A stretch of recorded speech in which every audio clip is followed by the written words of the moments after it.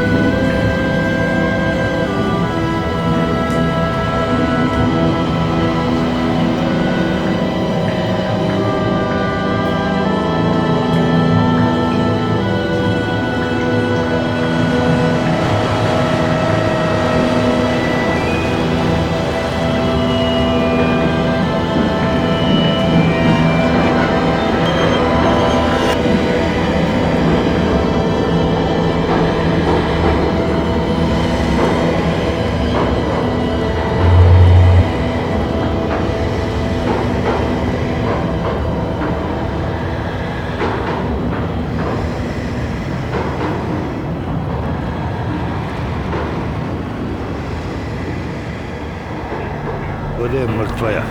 Mrtvo more. Ovo je ovakva slika, znači možete da vidite malte ne svaki dan. I to je već godinama unazad. Ne liči na reku, nego na jednu mrtvu vodu. Ovo je voda mrtvog mora.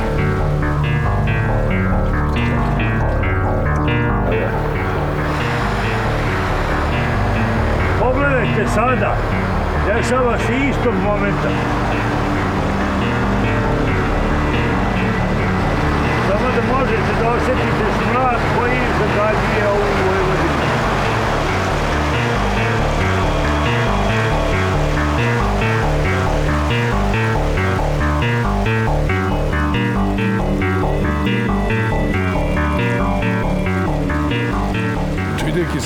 se živi to, evo kad odavde do ovde, hoćeš da umreš od kiseline. Nikom, postavlja neko pitanje. Mi smo tu jednostavno usmatrani.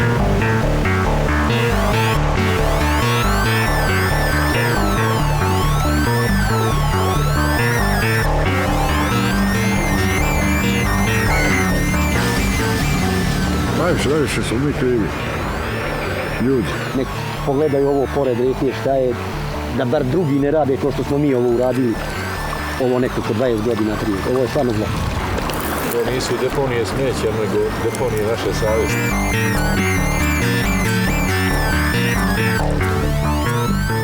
Uništavaju nas s otpadnim vodama koje su neispravne, koje su sigurno neispravne i koje nas ubijaju. I ribe nigde, ni jednu ne mogu da uvatim, osim u otvorenom Dunavu ponekad. Eto, srećom pa ima poneka žaba i zmija i nađe se po koja ribica.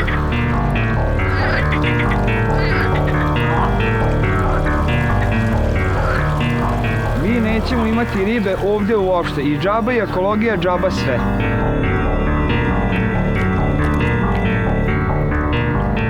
Sad se sade te topole iz koje se samo trupac koristi. Ovo ostalo grani, to sve popada u vodu i stvara brane za ulazak vode, da ne može tu ni riba da uđe. Evo Arkanj i Kovid i sve to ne visi propasti. Ovo je inače jedno od prirodnih mestilišta za šarana, možda među najboljim u Evropi.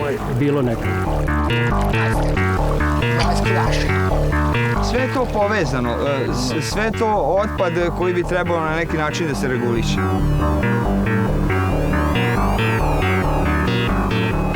Mislim da je najviše kriva industrializacija.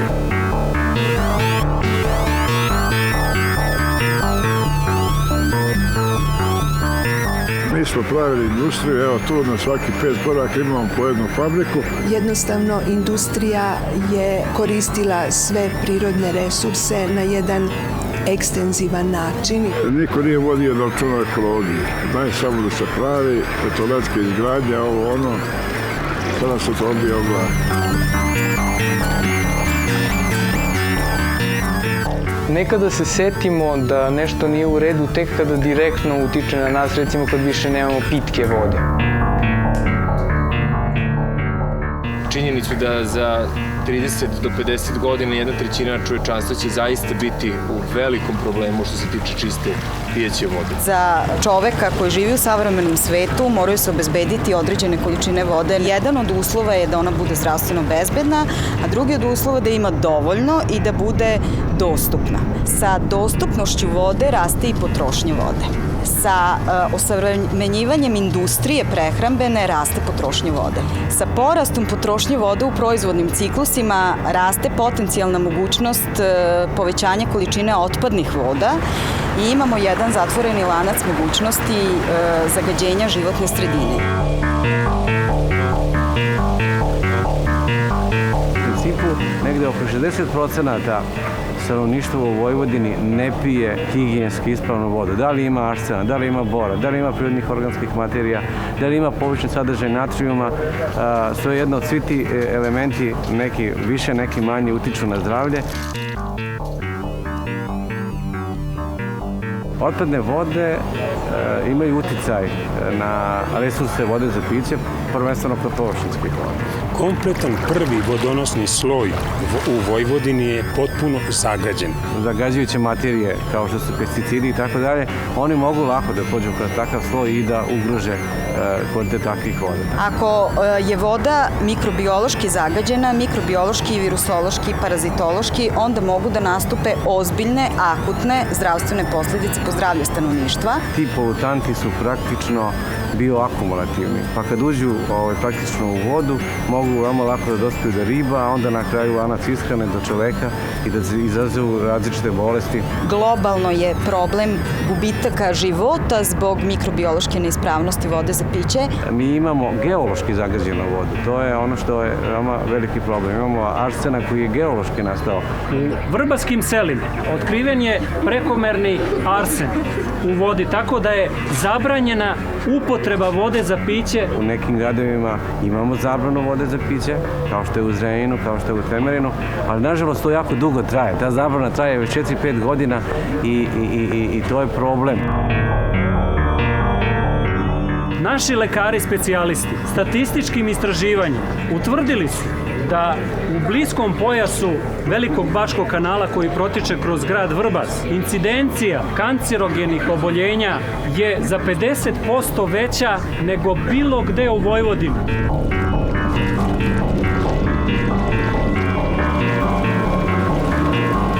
Mali procenat uopšte otpadnih voda se prečišćava u Srbiji, svega nekih 8%. U Vojvodini je nešto malo bolje stanje, ali u svakom slučaju nedovoljno da bi imali dobru zaštitu voda. Jer smo napravili jednu katastrofalnu grešku u startu, da smo prvo razvijali izgradnju vodovoda, a da smo potpuno zapostavili izgradnju preko potrebnu i prvo potrebnu izgradnju kanalizacije. Direktno ispuštaju bez ikakve, često čak i bez mehaničke prerade, mislim zaustavljanje mehaničkog otpada, direktno u vodotokove.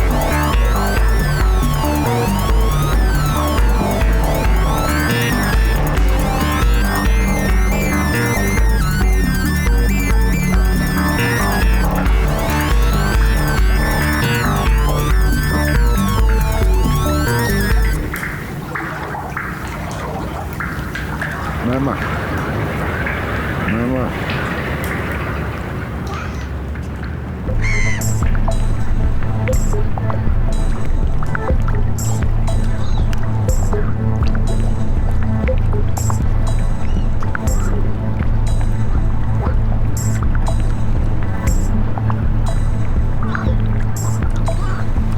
Pa evo ljudi, vidite, pa dajte neko odgovara, neko zakon. Nije tu problem da se to nađe. To se tačno može vidjeti odakle to izgleda.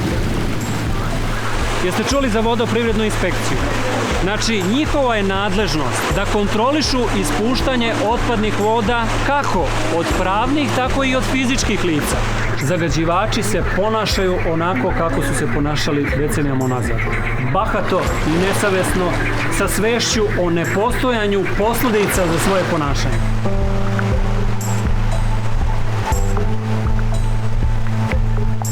Mi smo do pre neku godinu sve zagađivače trpali u isti koš. Svi su nam bili grozni. Niko nije radio dovoljno da bi bilo vredno pomena. Međutim, sada je već drugačija situacija. Neko je nešto krenuo da radi, neko je već nešto i uradio, neko je počeo planove da radi, a neko nije o tome ne razmišlja. Katastar zagađivača je urađen i tačno se zna gde, kad, ko, kako ispušta koju vodu. Verovatno je u pitanju šta tu zakonska regulativa i puno toga mora u zakonima da se menja i mora država da stane iza svega toga.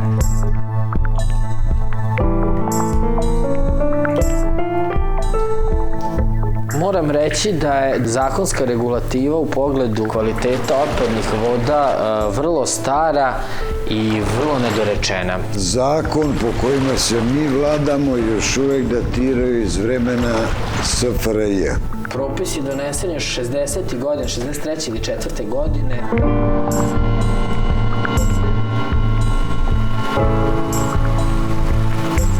Nije problem u zakonima, nego u ljudima koji ne poštuju zakon. Nema ko da sprovodi zakon u život. I ima zakona. Samo zakon sprovesti, a mi zakon imamo, ali ga ne sprovodimo. Tih propisa se niko ne pridržava i šta sad imaš tu da mi pričamo o tome? Nas nema ko da čuje.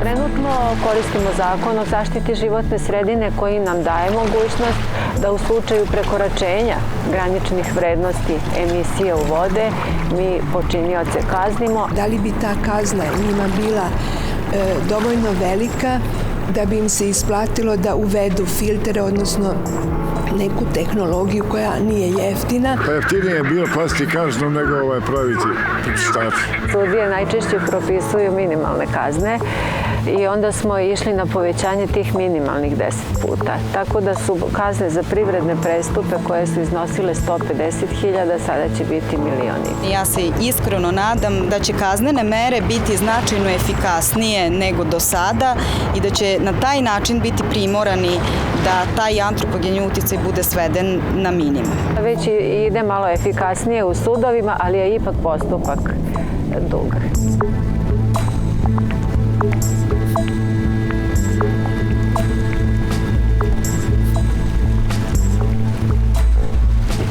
Imamo nadležnosti u dva ministarstva, u Ministarstvu poljoprivrede i u našem Ministarstvu zaštite životne sredine. Kakav je konflikt interesa? Pod Ministarstvom poljoprivrede, vodoprivrede i šumarstva je institucija koja vodi računa o održavanju vodotoka, a isto ministarstvo je institucija koja vodi računa o kažnjavanju.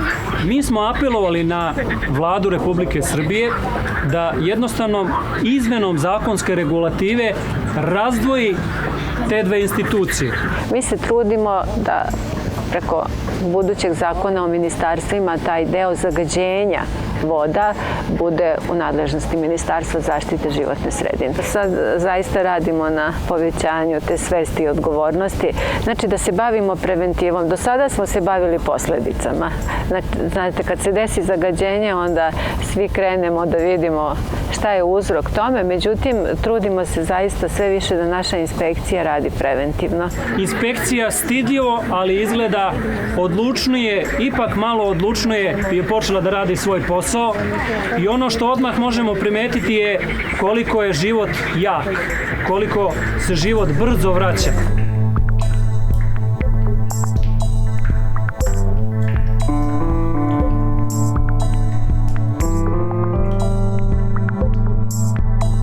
Ovo je hemijska laboratorija koja se bavi ispitivanjem kvaliteta površinskih voda i otpadnih voda. Uzorci se analiziraju na hemijsku i na mikrobiološku analizu, dakle fizičko-hemijski pokazatelji i pokazatelje mikrobiološkog kvaliteta. Uradimo po jedan uzorak, vrlo često je to voda pre prečistača i voda posle. Ta voda posle se ispušta u vodoprijemnik, tako da tačno i oni vide koji je efekat tog njihovog uređaja za prečišćavanje, kakva je otišla na prečistač i kakva je izašla.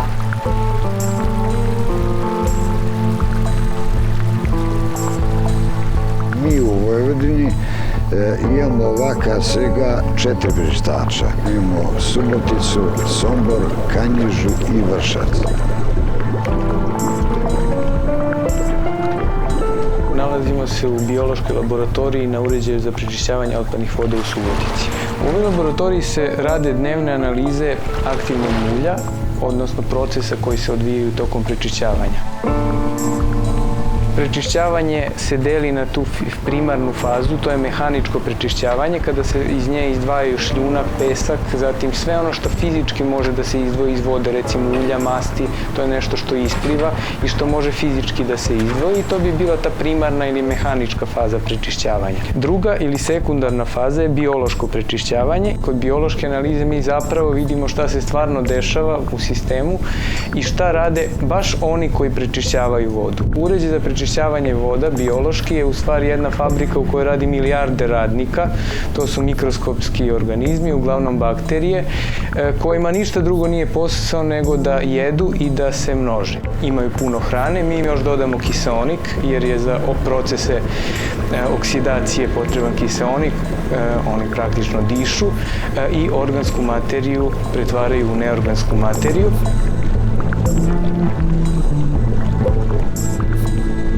One se zatim udružuju i slepljuju gradeći pahuljice koje nazivamo flokulama. Pahulje se onda talože, jedan deo se vraća ponovo u sistem kao neki pelcer da se nastavi razmnožavanje tih mikroorganizama, a višak mulja se zatim šalje na dalju obradu i iz njega se može proizvoditi biogas, znatno se smanjuje zapremina, onda se on presuje i kao takav može da se koristi kao organsko đubrivo. u naknadnim taložnicima dolazi do izdvajanja vode koja se preliva preko žlebova i odlazi kanalima dalje u vodu u koju se dalje uliva. Trend je taj ne samo da veliki gradovi moraju da imaju uređaje za prečišćavanje, nego i mnogo manja mesta. 2 do 5.000 stanovnika je već broj stanovnika koji mora obavezno da prečišćava vodu da bi je negde ispuštao. Veći gradovi prvenstveno moraju da idu na tehnologiju koja će, pored uklanjanja azota i fosfora i organskih materija, onaj višak aktivnog mulja koji nastaje u procesu prečišćavanja da prerađuju u anaerobnim reaktorima i da proizvode metan, tako da imamo i na neki način energetsku efikasnost. Metan je taj biogas koji proizvode bakterije. To je isto vrlo bitna stvar danas kada je svet u energetskoj krizi i kada se treba tražiti alternativni vidovi energije. U Vojvodini smo računom došli da možemo negde oko 12,5% energetskih potreba Vojvodine da pokrijemo na ovaj način. Naravno, prečišćavanje nije jeftin proces, svakako, ali treba staviti na vagu šta je jeftinije, da li ono što sledi ili da se unapred uloži i da se uz dovođenje i odvođenje voda izdvoje neka sredstva i za prečišćavanje. Pogledamo ceo ovaj proces prečišćavanja i kad nešto bacimo organski, znači jedno ljudsko od krompira recimo da bacimo u WC šolju, kad samo vidimo kroz šta to treba da prođe, da se prvo razgradi praktično do molekula, pa da se onda ugradi, pa da se onda izdvoji u vidu mulja, onda se zapitamo čemu sve to ako je moglo i bez toga. Ako je moglo direktno da ode na deponiju, šta nam je sve ovo trebalo?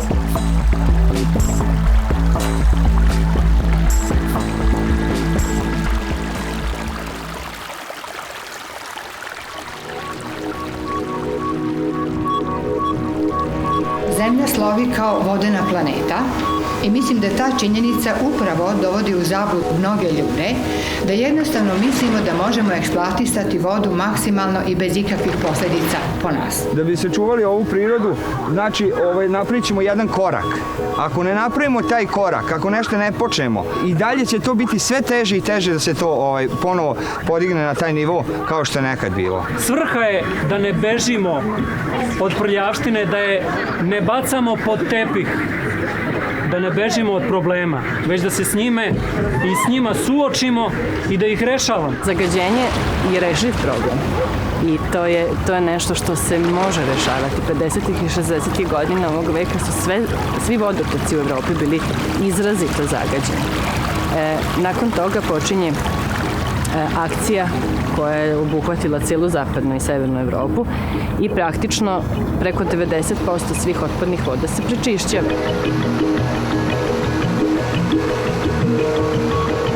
Kada se govori o vodi, najčešće svi govorimo o vodi za piće, brinemo se da izgradimo vodovode, da imamo kvalitetnu, savršenu vodu za piće, a ne razmišljamo i o onoj drugoj strani medalje, ne razmišljamo o tome da naše reke postaju deponije. Da li moramo baš da sačekamo da više uopšte nema pitke vode pa da se onda pozabavimo ostalim vodama? Zaista dolazi vreme kada voda postaje i jeste već ekstremno dragocena, dakle da se ponašamo domaćinski, da ne u smislu štednje, nego u smislu imanja mere. Za građane praktično prvo da idemo na racionalno korišćenje vode, to je prva stvar, a druga stvar da što pre izgradimo kanalizaciju i napravimo sisteme za prečišćavanje otpadnih voda. Da konačno svi ne samo shvatimo, nego i prihvatimo činjenicu da je voda jedna te ista, da ona kruži u prirodi.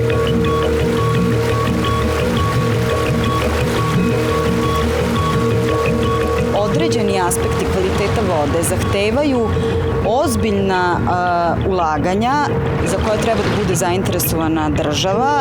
Čak ni jedna pojedinačna opština ne može da bude sasvim samostalna u tome. Ovom prilikom uputila bi apel svim sredinama, kako manjim, tako i velikim gradovima, da što pre pokrenu inicijative koje su potrebne i na svim nivoima u svojim opštinama krenu u realizaciju izgradnje uređaja za prečišćavanje otpadnih voda. Ako se odlučimo za rešavanje problema komunalnih otpadnih voda, mislim da ćemo napraviti ogroman korak ka postizanju dobrog ekološkog statusa, što je svima nama cilj.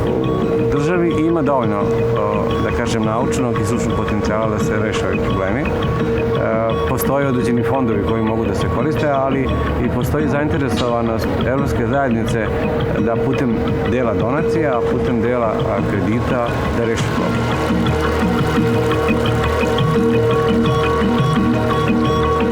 Mislim da pored svih ovih i uređaja i postrojenja, najglavniji faktor je čovjek. Moramo raditi mnogo više i na edukaciji i na buđenju naših sugrađana na tome da shvate koliko je važno da živimo u zdravoj sredini. Jer ako živimo u zdravoj sredini i mi ćemo biti zdraviji. Mislim da u našem obrazovanju mora mnogo šta da se promeni. Ipak mi moramo poznavati stanje i proces u životnoj sredini. Znači, fiziko-hemičari, tehnolozi moraju reći svoje reči. Čistota je pola zdravlja. Znači, tebi su ljudi da kažu, ako se okupate, operete ruke, nećete dobiti žuticu, koleru i sve one bolesti koje su hibrične. A ja sad kažem, obrazovanje je pola zaštite. Ako mi ljude naučimo svim tim problemima, da im to bude jednostavno, da kažem, kultura ponašanja prema životnoj sredini, mi smo već puno uradili. Od malih nogu zapravo se uči, navike se stvaraju, da se čuva okolina, da vodimo brigu o toj ekologiji. Moramo krenuti svako od nas da se menja. I tek onda ćemo moći, kad sebe promenimo, da menjamo druge.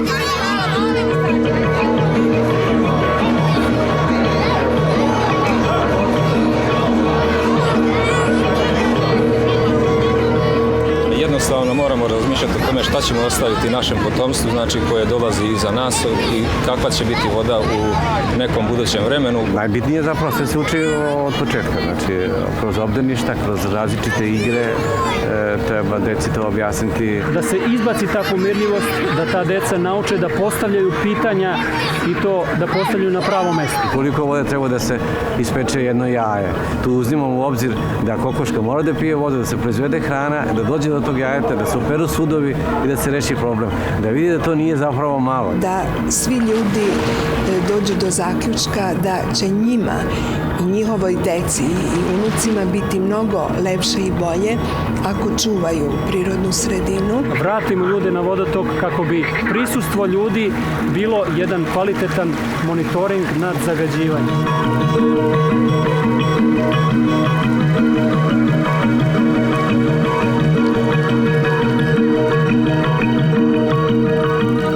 Govorilo razblaženje rešenje za zagađenje, jer vi imate ispust otpadnih voda koji ulazi u veliku reku i ona će se razblaženjem i jednostavno će se to zagađenje neutralisati. Razblaženje nije rešenje za zagađenje. Jer mehanizam samo prečišćavanja koji reka posjeduje kao svaki živi organizam je isuviše slab da to sve podnese. Dunav jednog trenutka neće više biti u mogućnosti da svojim kapacitetom biološki prerađuje tu otpadnu vodu. Mi ćemo imati najveći fekalni tok, kanalizacioni tok kroz naš grad.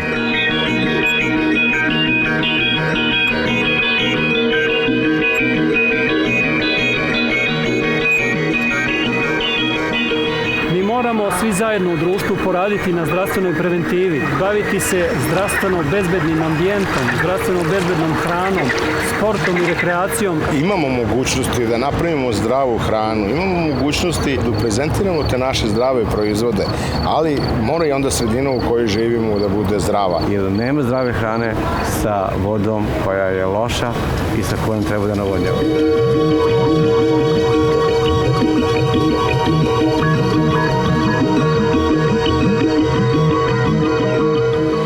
Država koja se celom svojom teritorijom nalazi u Dunavskom slivu.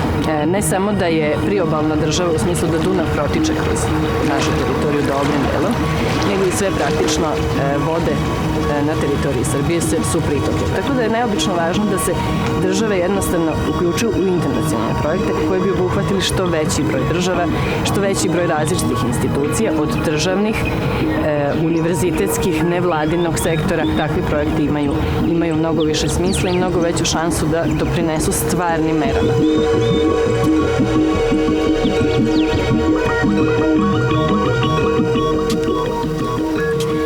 I came to the Danube River on a mission of social and environmental responsibility. The two go together. You cannot be socially responsible without being environmentally responsible. I came from Tennessee to the Danube because the Danube is the model for the world. It is 10 countries that must work together and take care of the environment. It is not responsibility for just one country, but it is a responsibility of all countries. There are some people that are working very hard to make change and to make it a cleaner, safer, healthier river. Bye-bye.